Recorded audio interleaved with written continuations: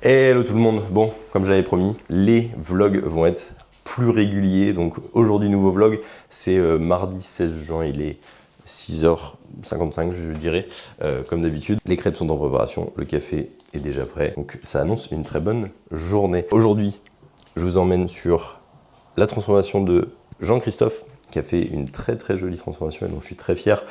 Donc je vais vous la présenter, je vais vous présenter d'où il partait, quelles étaient ses problématiques et qu'est-ce qu'on a mis en place pour les résoudre, parce que je pense que ça pourra en aider plus d'un d'avoir un petit peu la stratégie mise en place. Je vous emmènerai également, dans tous les cas, sur la séance push, avec quelques tips training comme d'habitude. J'essaierai de faire mieux que la dernière fois en termes d'image, j'ai eu des retours là-dessus. Et si jamais vous ne me connaissez pas encore, moi, je m'appelle Clovis Williams, je suis coach sportif, diététicien, passionné de training, passionné de nutrition. Je me suis formé sur pas mal de certifications en ligne sur le sujet de la nutrition et de la transformation, enfin en tout cas de l'entraînement et de la transformation physique. J'accompagne tous les jours des gens qui font des efforts, qui n'arrivent pas à progresser comme ils aimeraient ou qui aimeraient atteindre un physique au-delà de la moyenne. Donc si jamais vous êtes intéressé, il y a les liens en description pour avoir plus d'informations.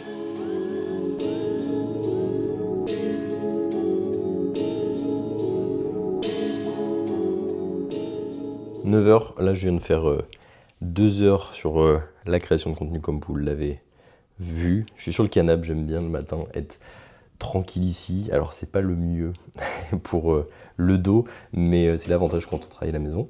Donc là, 9h, je vais passer sur WhatsApp parce que j'ai un bilan en retard d'hier à traiter et les corrections vidéo d'hier soir qui m'ont été envoyées sur les coups de 20h, 21h. Richard, et ensuite on se retrouve directement avec la transformation de JC. A tout de suite.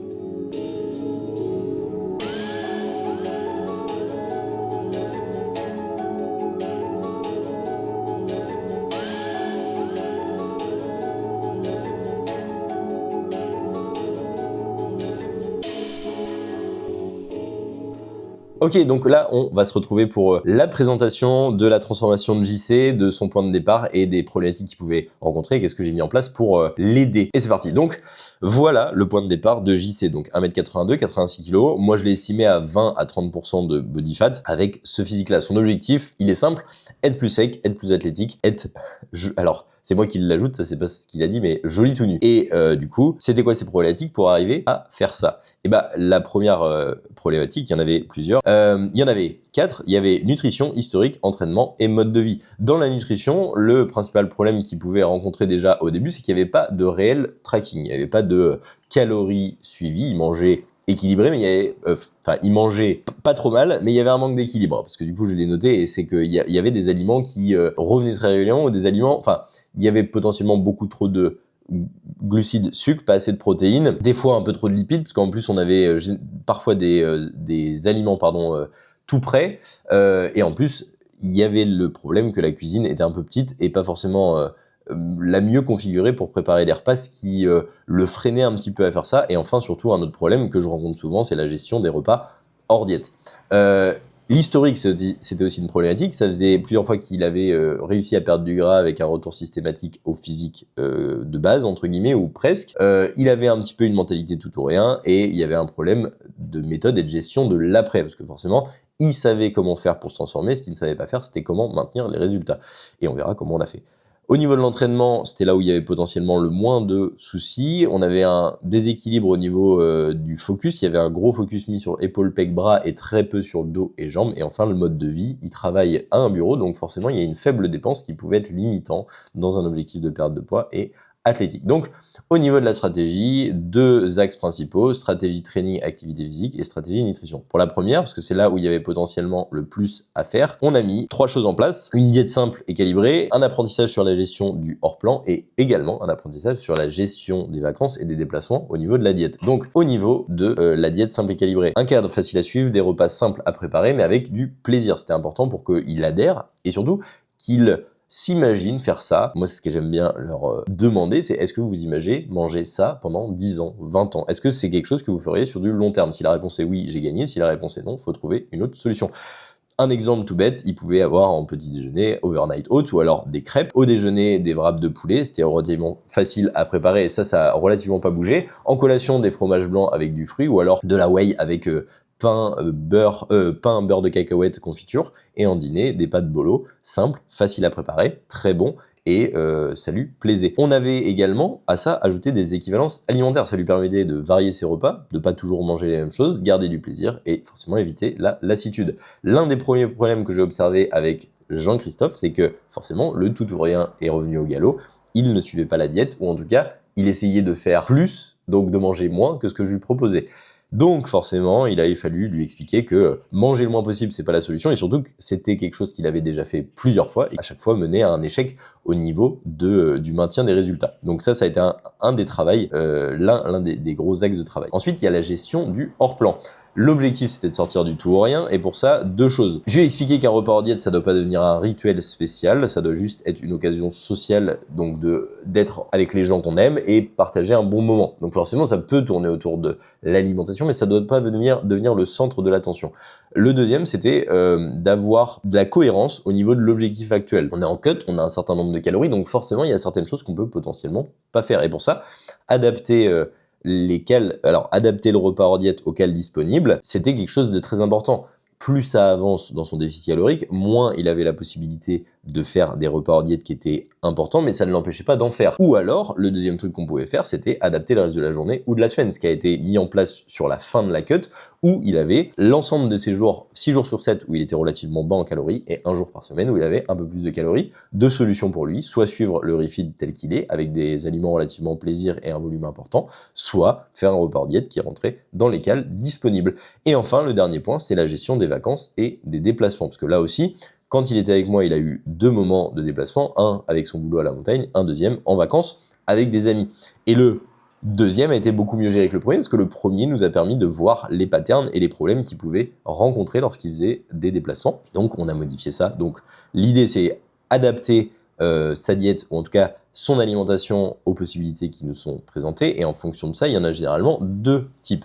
Le tracking est possible, le tracking est impossible. Lorsque le tracking est possible, la question c'est est-ce que tu as une balance, est-ce que tu peux préparer tes repas, ou alors tu as juste une application à disposition et tu peux faire tes courses avec un frigo. En fonction de ça, on essaye de rester dans le cadre calorique. Encore une fois, l'idée ce n'est pas d'être parfait, c'est de rentrer dans le cadre des calories qui sont prévues et privilégier les aliments faciles à portionner lorsqu'il n'y a pas de possibilité de peser et qu'il faut traquer uniquement à l'application.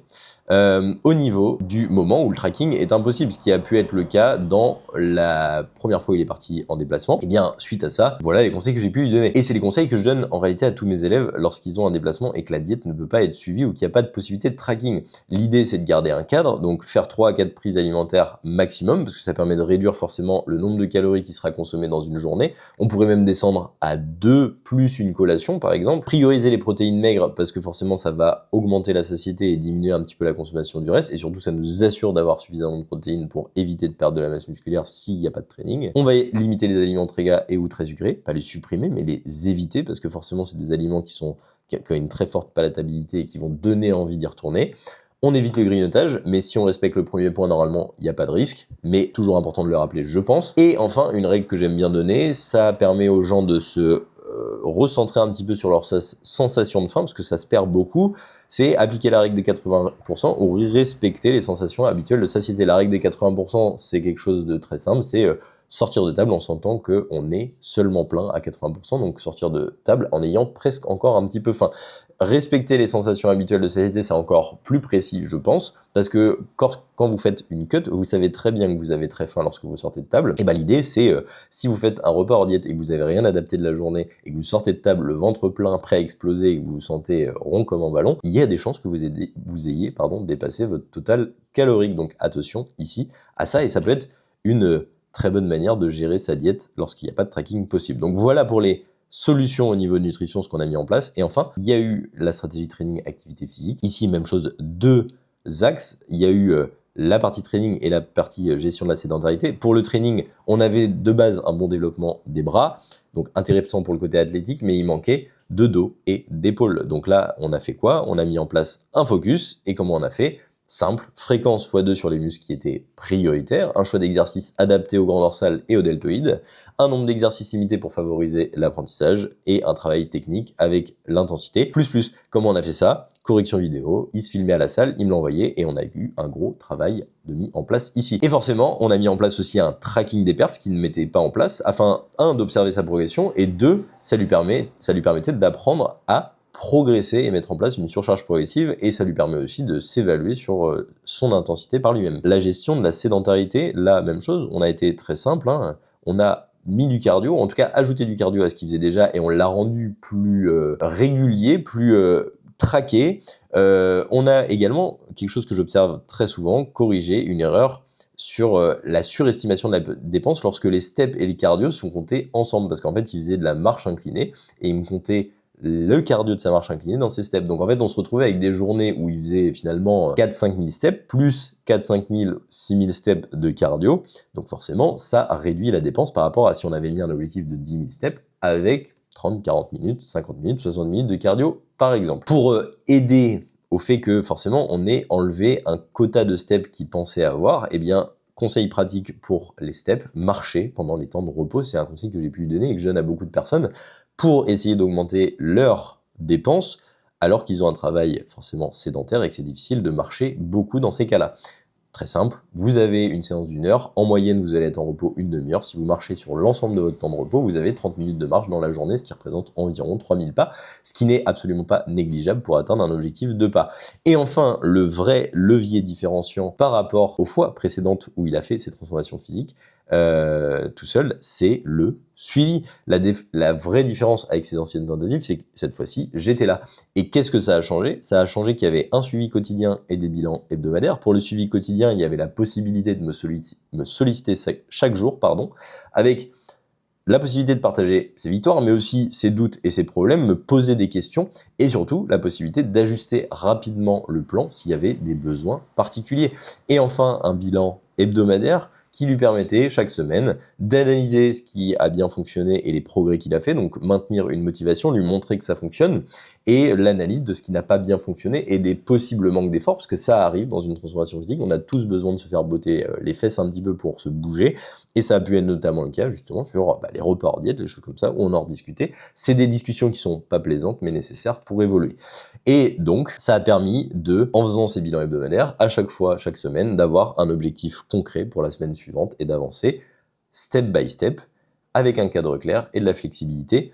C'est ça, un accompagnement régulier. Et donc, on a réussi à atteindre ce physique à la fin de la transfo. Donc voilà comment, avec un suivi personnalisé, on arrive à avoir des résultats aussi impressionnants. Il est très satisfait, il n'a jamais vu son corps comme il l'a actuellement, il en est très content. Moi, je suis très fier de lui pour le travail qu'il a fourni et les efforts qu'il a fournis. Je sais aujourd'hui qu'il est capable de maintenir ses résultats et de continuer d'avancer, donc ça c'est une vraie victoire aussi, parce qu'il n'y a pas juste un changement au niveau physique, il y a un changement au niveau mental, au niveau de son approche et au niveau des stratégies qu'il va pouvoir employer par la suite. Et si jamais, eh bien en ce moment tu es dans le même cas que Jean-Christophe, que tu as déjà fait des transformations, que tu fais déjà des efforts et que tu n'arrives pas à atteindre tes objectifs, eh bien, je pense que mon accompagnement peut clairement t'aider. Et si jamais ça t'intéresse et que tu veux me contacter, il y a les liens en description, je te laisse m'envoyer un message. On se cale un appel pour en discuter. Et du coup, on se retrouve à la salle d'ici quelques heures. Donc là, je pars à la salle faire séance pec épaule triceps, donc un push, mais globalement, ça reste une séance principalement axée sur les pecs. En fait, en ce moment, je fais ça, j'ai essayé de changer un petit peu. Je me suis très longtemps entraîné sur le format push-pull legs avec le truc assez classique. Le problème, c'est que ça me faisait 2 grosses séances push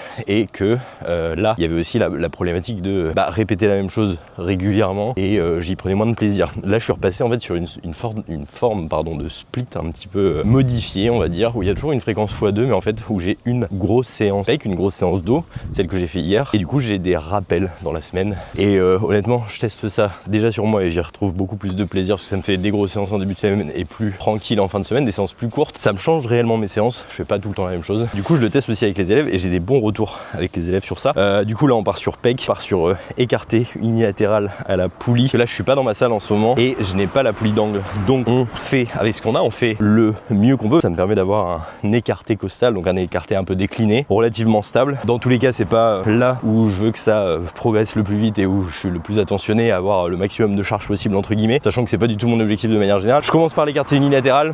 J'aime bien commencer mes séances pec par l'écarté. Je sais pas, j'ai toujours préféré comme ça. Pas que je sente pas mes pecs quand je le fais dans l'autre sens, mais quand même tendance à perdre moins de force si je commence par l'écarté. Derrière, développer assez à la machine. Donc là je fais la câble de Technogym. Je le fais en assis droit dans le but de solliciter ma portion claviculaire. Et oui, même si je fais du flat, j'ai plutôt tendance à travailler le haut de mes pecs parce que dans tous les cas j'ai pas une cage thoracique qui est très grosse avec un sternum très relevé, donc en fait j'ai pas besoin de trop m'incliner pour travailler le haut de mes pecs. Derrière je modifie la machine, je fais sur la même, je fais du décliné. Donc là je vous montrerai, je vous donnerai quelques tips ici. Derrière dips à la machine, et là ça peut être discutable comme choix parce que les dips, est-ce que réellement un exopec?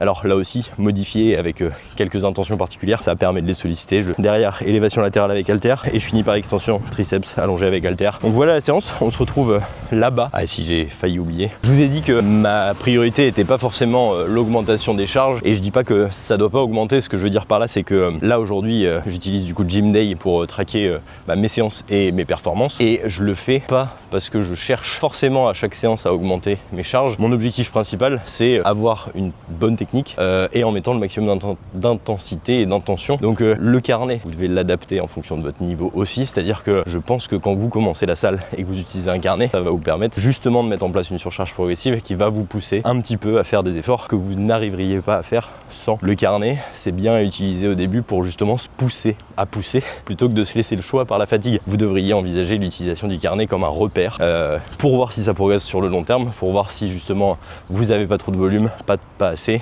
et après c'est à corréler avec d'autres choses que vous pourriez traquer afin de le savoir. On se retrouve à la salle.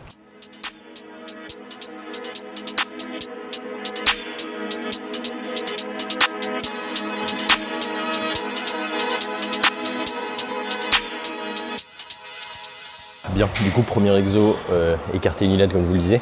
Alors pourquoi je le fais pas comme ça et plutôt comme ça?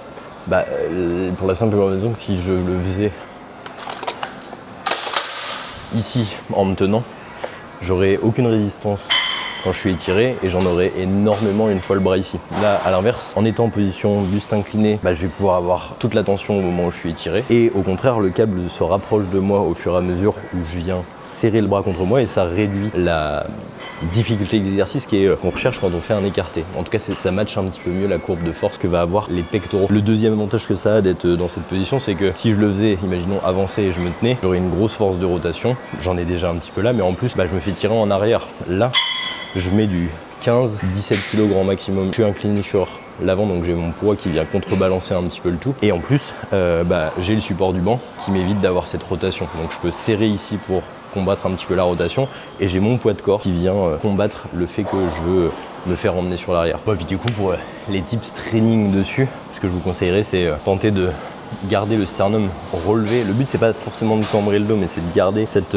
intention d'avoir les pecs sur l'avant comparativement aux épaules, et le plus important, l'intention que vous mettez dans le mouvement, parce que par contre ce qui peut vite arriver sur un écarté en unilat, c'est qu'on cherche trop à emmener la poignée quelque part, donc à soit la pousser vers le sol, soit la ramener trop vers l'intérieur. Là je cherche pas particulièrement à la ramener à fond vers l'intérieur. Ce que je recherche c'est écraser le plus possible mon biceps contre mon pec, et quand je fais ça, mon bras vient vers l'intérieur. Mais ça c'est important de le comprendre quand on fait un écarté, qu'on fait un développé, mais là en l'occurrence un écarté c'est encore plus simple à comprendre. Ce qu'on cherche c'est pas un mouvement de main, c'est pas un mouvement au niveau de la poignée, c'est pas un mouvement au niveau de l'épaule, ça va être une recherche de serrage de biceps contre le pec pour contracter le pec.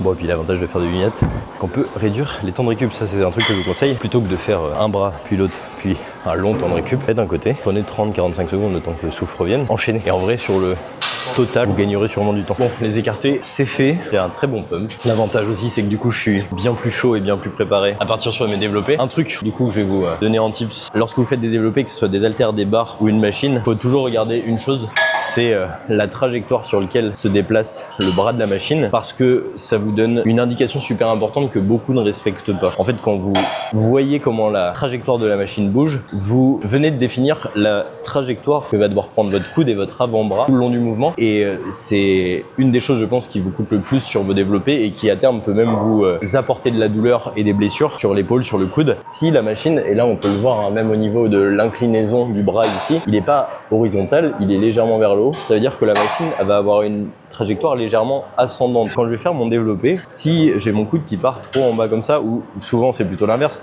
plus je viens étirer, plus je le laisse partir vers l'arrière comme ça, moins je vais être aligné, plus je vais mettre des contraintes de rotation au niveau de mon épaule, de mon coude, et du coup ça enlève de la tension sur les pecs déjà de 1, mais si vous le faites avec un manque de contrôle, avec une charge qui est potentiellement trop lourde, et de manière très répétée sur du long terme, il y a de grandes chances que vous observiez à terme des douleurs dans tous les cas sur coude, épaule. Donc si jamais vous avez des douleurs, que vous sentez pas bien vos pecs sur les développés, ça peut venir en grande partie de là, il y a d'autres points évidemment, mais déjà ça peut venir de là. Donc faites attention à ça, et si c'est une barre ou une haltère, et ben c'est simple, ça sera toujours la gravité, donc faites en sorte que votre avant-bras il soit toujours perpendiculaire au sol et vous pouvez pas vous tromper. Un tip que je peux vous donner quand même, un truc que vous essayez de mettre en place, c'est un truc que on nous a appris à RTS, c'est que l'intention interne elle compte beaucoup, c'est-à-dire qu'est-ce que vous cherchez à faire quand vous cherchez à faire le mouvement sur un développé, que la plupart ont comme intention dans la tête, c'est je veux repousser la barre. Le problème quand tu penses à ça, c'est que généralement, tu vas repousser tes épaules en avant et c'est pas ce que tu veux. De nouveau, hein, fonction du pectoral, du grand pectoral, ça reste l'adduction du bras, donc c'est de ramener ton bras vers l'intérieur. Alors déjà, j'ai de la chance, celle-ci, elle est convergente, donc c'est-à-dire que déjà naturellement, elle a tendance à se resserrer. Mais imaginons qu'on soit sur une barre, une intention que vous pourriez avoir, c'est de vouloir tirer vos mains l'une vers l'autre. En même temps que vous poussez, imaginez que vous faites glisser les mains,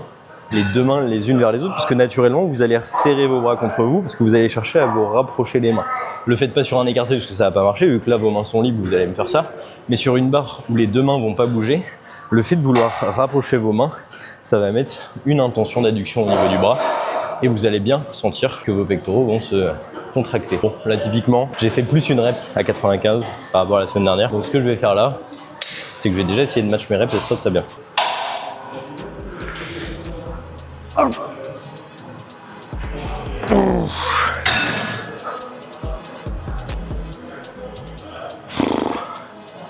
Neuf et demi 10. Presque match. Donc là je viens de finir mon développé flat. Je vais rester sur la même machine, alors déjà parce que ça me fait gagner du temps sur la séance, mais aussi parce que j'aime bien. Et là ce que je vais faire, c'est que je vais modifier la machine en modifiant ma position à moi. L'idée ça va être de créer une déclinaison, que mon corps soit plus couché. Vu que la trajectoire va pas changer, si je change la position de mon buste en allongeant, enfin en avançant mes fesses sur l'avant et en ayant les épaules en arrière, je vais avoir un angle plus décliné. Et c'est un mouvement que je mettrai chez n'importe qui a un sternum relativement plat, donc pas trop redressé, et qui a du mal à développer ses pecs, que justement c'est un mouvement où on va avoir beaucoup de contractions, beaucoup de sensations, et de nouveau il y a tout le pec qui vient participer, donc c'est un mouvement relativement plus fort, plus facile à surcharger, donc potentiellement plus facile à prendre de la masse musculaire.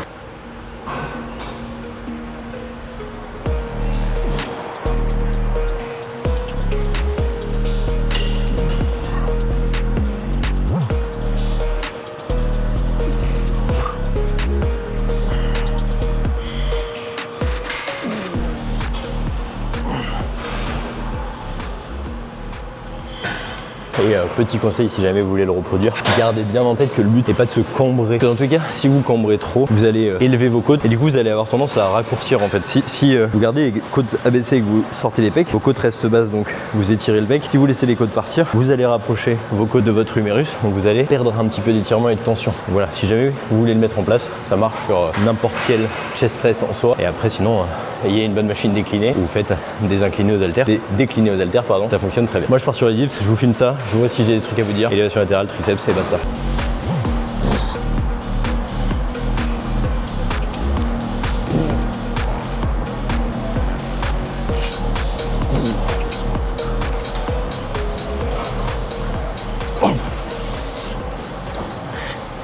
Alors si, je vais avoir un truc à vous donner pour le dip, j'ai eu la discussion avec un élève récemment en plus. Parce que oui, le dips en soi est clairement pas le meilleur exercice pour travailler ses pecs. En tout cas, s'il est fait de manière conventionnelle, on va dire, c'est-à-dire les coudes très le long du corps, avec le coude qui part beaucoup, en tout cas l'épaule pardon, qui part beaucoup en extension, donc en arrière du corps comme ça.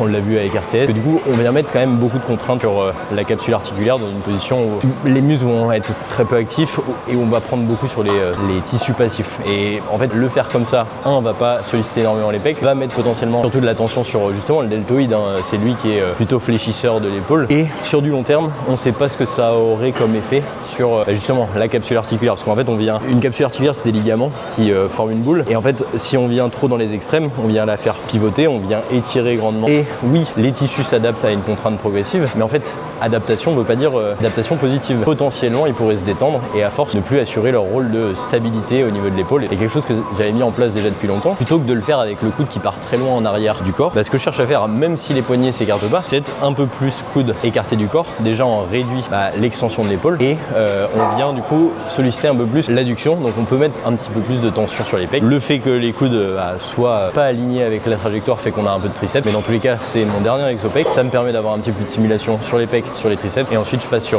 épaule-bras. Donc on est bien comme ça.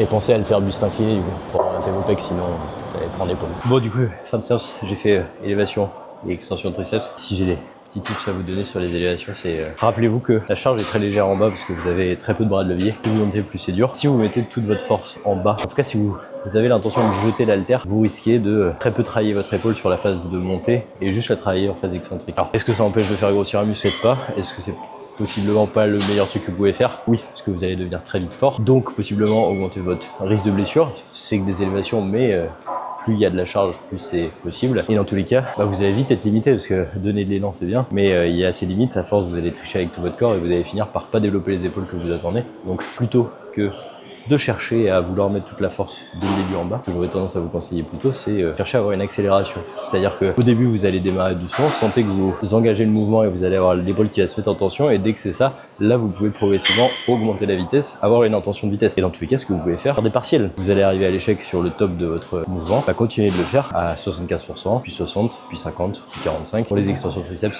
même chose. Vous cherchez pas à faire descendre et monter les haltères. Visualisez-le comme un demi-cercle autour de votre coude. Votre coude, il doit rester fixe, parce que le mouvement que fait votre triceps, c'est de l'extension de coude. Et donc votre coude, en fait, si il n'y avait pas le bras qui gênait et vous pouvez le faire tourner à l'infini, on verrait qu'il fait un cercle, votre avant-bras fait un cercle autour de votre coude. Donc veillez à garder ça le plus fixe possible. Envoyez les haltères vers votre tête au début, puis vers le bas, puis ramenez-les vers vos épaules.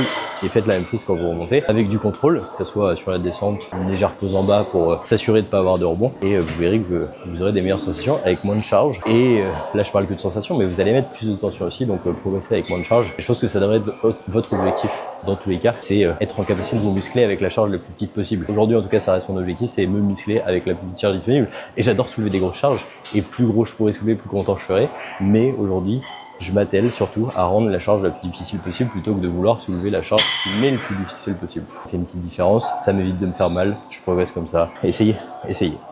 Bon, je rentre à la maison du coup, j'ai fini ma séance là, il était 15h10 à peu près, donc j'ai pas traîné, ça montre bien que les temps de récup étaient pas très bien respectés, d'où cette sensation d'être un peu dur sur certains exos, mais c'est pas grave, dans tous les cas je pense que l'important c'était de vous donner un max de conseils et je pense avoir plutôt rempli cette mission. Là, je dois rentrer, je dois me doucher, manger, répondre au WhatsApp et également répondre aux messages Insta parce que j'ai pas mal de messages Insta en attente là, donc je vais devoir m'y mettre un petit peu. Et ensuite ce soir c'est match, on va chez le frérot pour le regarder, je vous ferai rapidement quelques images, mais je pense que je risque d'oublier de faire une conclusion si je la fais pas maintenant. Je vais conclure ce vlog avec ce qu'il est ressorti de ce qu'on a vu aujourd'hui, autant sur la transfo de JC que sur ma séance aujourd'hui. Les gens qui savent s'adapter en fonction des contextes et des problématiques qu'ils peuvent rencontrer. Moi qui dois changer de salle là pendant un temps parce que la mienne est en travaux et donc ne pas avoir tout ce qui est à ma disposition habituellement, ou JC qui a mis en place des habitudes lorsque le plan ne peut pas être suivi, qui a appris comment s'adapter en fonction du contexte et pas juste être bon lorsque le plan peut être suivi et ne rien faire lorsque le plan ne peut pas être suivi. Et c'est ça, je pense, qui fait la vraie différence entre les gens qui atteignent des objectifs et les gens qui se transforment et qui maintiennent leurs résultats, voire même continuent de progresser, parce que le but, je pense, de tout être humain, ça reste de progresser quoi qu'il arrive et peu importe de quel domaine on parle. Apprenez à vous adapter ou soyez éternellement déçus parce que vous allez être satisfait d'atteindre vos résultats une fois et vous serez déçu de voir vos résultats s'effondrer par la suite. Et j'en profite, si jamais vous avez envie d'apprendre à faire ça, c'est ce que je propose dans mon accompagnement. C'est pas seulement un programme, une diète et vous faire vous transformer, c'est aussi vous apprendre à quoi faire dans toutes les situations qui peuvent vous arriver. Si ça vous intéresse, les liens en description pour me contacter. Faites un appel pour voir quelles sont vos problématiques actuelles et si je peux vous aider à arriver à vos fins. Je vous laisse là-dessus et on se retrouve peut-être tout à l'heure ou sinon au prochain vlog.